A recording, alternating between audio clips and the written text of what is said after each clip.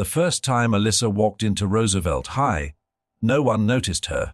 Not really. She wore a grey hoodie 2 sizes too big, black jeans with frayed hems, and scuffed sneakers that had clearly walked through more than one storm. Her backpack hung low and heavy like she carried her entire life in it. Her hair was tied into a loose bun, and her eyes rarely met anyone else's. But what no one knew was this: Alyssa wasn't just the new girl. She had transferred here under very specific, very confidential circumstances. And she was here for one reason only. It didn't take long before Roosevelt's self-declared king, Tyler Morris, noticed her. Tyler was the kind of guy you couldn't ignore even if you wanted to. Star quarterback, class president, voted most likely to run a country or a crime ring. In the sophomore yearbook, he had a perfect smile and an even more perfect punchline for anyone different, weaker, or just plain unlucky. Tyler's friends followed his lead like sheep, laughing at his every insult like it was comedy gold. The bell had barely rung on the 3rd day when Tyler made his move. He spotted Alyssa at lunch, sitting alone with a single apple and a small thermos. "Yo, hoodie girl!" he called out, grinning wide enough for everyone in the cafeteria to see. "Didn't know we had a janitor's lost daughter joining us." A few kids chuckled. Alyssa didn't even flinch. She continued sipping from her thermos, eyes focused somewhere in the distance. That annoyed Tyler. He thrived on reaction.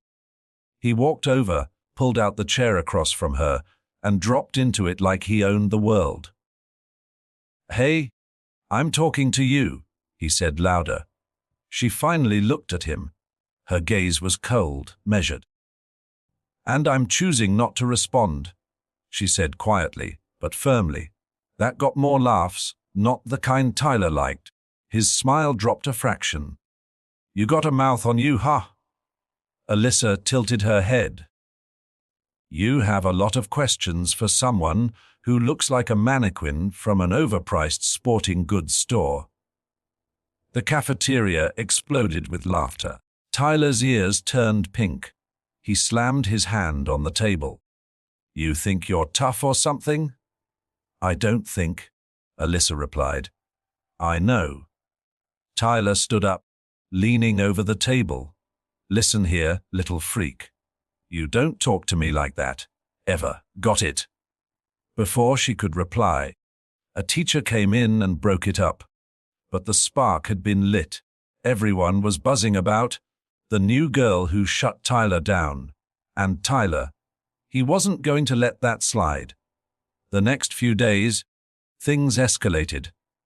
Tyler and his friends, accidentally, tripped her in the hall.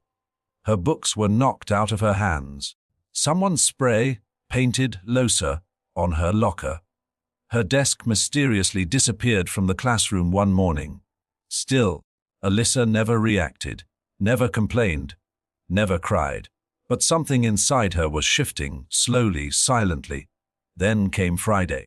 It was gym class, and the coach announced wrestling drills. Tyler's eyes gleamed. Boys and girls were to be paired randomly, one-on-one grappling, just light form practice. "Everyone partner up," the coach yelled. Tyler made his way over to Alyssa before she could pick anyone. "Let's go, hoodie girl.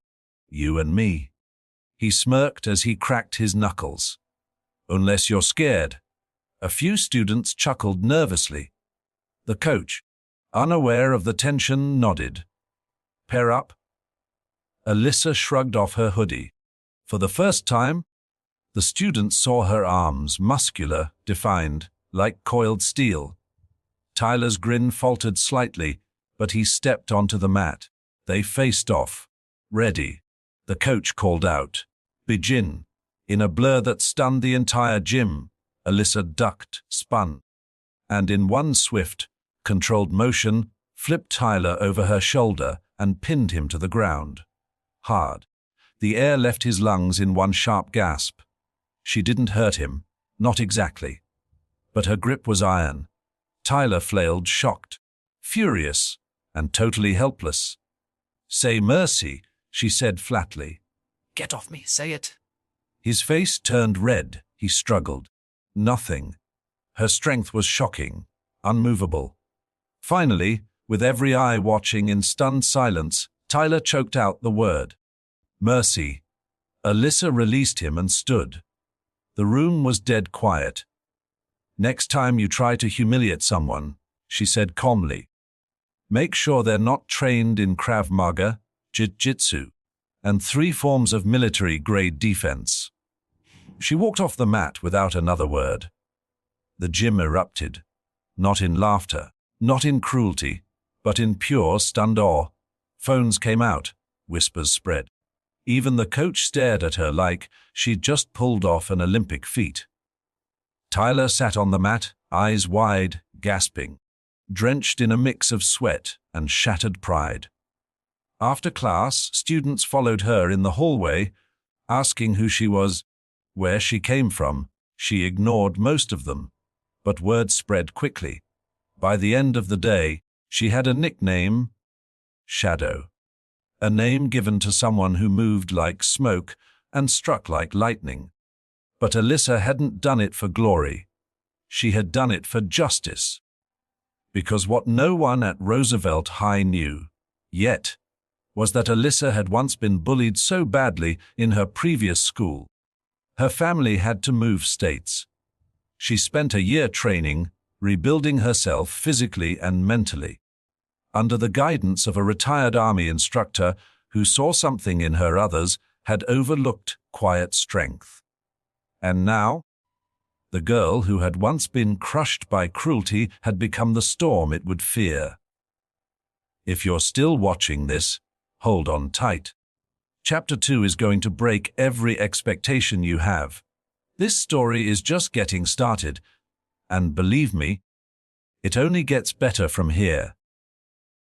Don't forget to hit that subscribe button, give a thumbs up, and turn on the bell so you never miss the next story that'll leave your heart pounding and your mind reeling.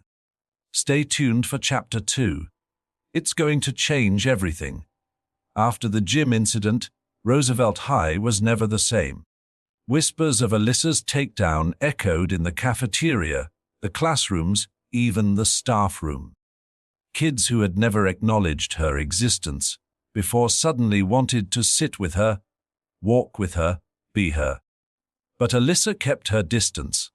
She wasn't there for popularity. She wasn't there to play games. She was there on a mission, one that hadn't yet revealed itself. Tyler, on the other hand, had become a ghost of his former self. The self-proclaimed king of Roosevelt High had been dethroned publicly, and worse, he had begged. His friends drifted from him slowly, afraid the same fate awaited them. The school, in one swift moment, had turned. But instead of learning a lesson, Tyler grew bitter, obsessive, and that obsession only grew darker when he discovered a truth he wasn't supposed to know. He had been snooping around online, searching her name, her face, anything he could use. And then he found it.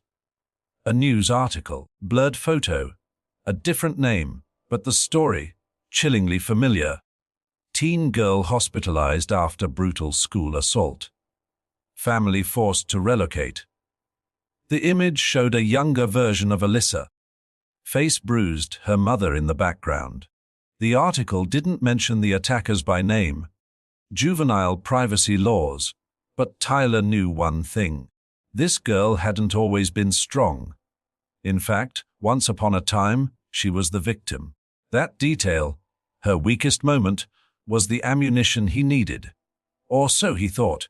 The next morning, students gathered in the hallway to find papers taped to lockers, doors, bathroom stalls. Copies of the article. A red marker scrawled the words, "Still just a broken girl," across each page. Phones buzzed. Whispers ignited. Eyes turned. But Alyssa didn't blink. She walked straight to her locker, peeled one of the flyers off, folded it carefully, and tucked it in her pocket. Then she turned slowly, eyes scanning the hallway until they landed on Tyler. He was leaning against the wall, arms crossed, watching her with a cruel grin. "You thought I'd be ashamed," she said, voice level. He said nothing. But the smirk said it all. Alyssa stepped forward, calm, cold. "You think exposing my pain will make you powerful again?" she asked. "You think this proves something? It proves you're not who they think you are." Tyler sneered. "You're not tough. You're a fraud." The hallway was silent. "No," she said. "It proves I survived something that would have broken you in seconds. It proves I got up when the world told me to stay down. And now you're scared, because you see what that kind of pain creates." Before Tyler could respond, a voice boomed from behind. "You should listen to her." Everyone turned. A tall man in a black windbreaker stepped forward. Close, cropped hair, square jaw, eyes like flint. He flashed a badge, not a cop's, but something different, military. Who are you?" Tyler asked, stepping back. "Name's Commander Harris," the man said. "I was Alyssa's mentor for the last year. Taught her discipline, self-control, and how to deal with bullies like you." The students gasped. "She's here under protective relocation," Harris continued. "We warned the school to keep a low profile, but clearly, some kids never learn." Principal Garber rushed into the hallway, breathless. "Commander, sir, I didn't know you'd be arriving today." "I came early," Harris said, still staring at Tyler. "Seems like it was necessary." Tyler's face was pale now. Harris walked up to him. "You humiliated her, twice. Once in the past, once today. What you didn't count on was her strength. But what you need to understand is this: you're being watched now." "By who?" Tyler whispered. "By people who take bullying, assault, and trauma very seriously." Tyler backed away, hands up, stammering. "You're lucky she's merciful," Harris said, "because she could have destroyed you, and she chose not to." Then Harris turned to Alyssa. "You ready?" She nodded. "What for?" someone asked. "She's transferring again," Harris said. "Special training program. College prep with military scholarship support. She's already passed levels most adults can't." Alyssa turned to the crowd, then to Tyler. "I didn't come here to hurt anyone. I came to prove to myself that I wasn't the girl who hid in a hospital room anymore. I came to reclaim my power." She glanced around.